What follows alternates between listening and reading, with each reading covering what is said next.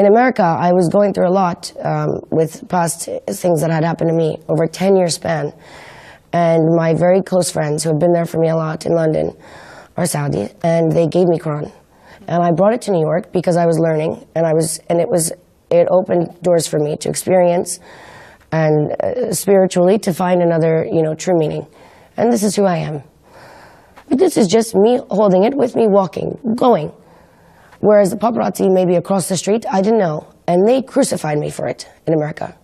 They made me seem like Satan. I was a bad person for holding that Quran. And I was so happy to leave and go back to London after that because I felt so unsafe in my own country after this. I mean, people were like horrible to me. And just because this is my belief, if this is something I want to learn, this is my own will. This is not for you to express. If you want to say it, keep it to yourself. I'm not looking at what you do every day. Maybe you're not doing enough because you're bored hurting me. But I can't imagine how many people go through this all the time. And that made me feel like an outsider. So I understand why, the Turkish people are upset because they live in a great, beautiful place. And I understand why women that wear headscarves are looked at differently because I felt like that. So when I was in Antep, she put that headscarf on me, I felt really honored because of that. Because she went out of her own way to allow me to be part of her culture. And she didn't have to do that. I was a stranger to her. And I merely said I really liked the color of her headscarf, and she gave it to me.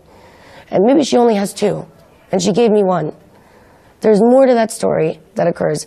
And I said, you know what? Because this woman took the time to give me this and a part of herself, not even knowing me, I'm not taking it off. And my first thought, and I said to my good friend Hilal, I said, but it scares me because people are going to look at the headscarf and only talk about that. Yeah. They're not going to ask the real questions about why. Because that's not interesting. It will become headlines suddenly, right? And it should. It should. It should be headlines. It's okay, because in Turkey you have a free will as a woman if you want to or you don't want to. That's why it's amazing here. You can choose what you want and it's accepted. Whereas I'm in America holding a Quran and I'm the devil. No, you have to acknowledge the good parts of a place where we think is so bad. People think it's so dangerous. It's like we're sitting in a really nice place and we're very lucky to even be here. Yeah.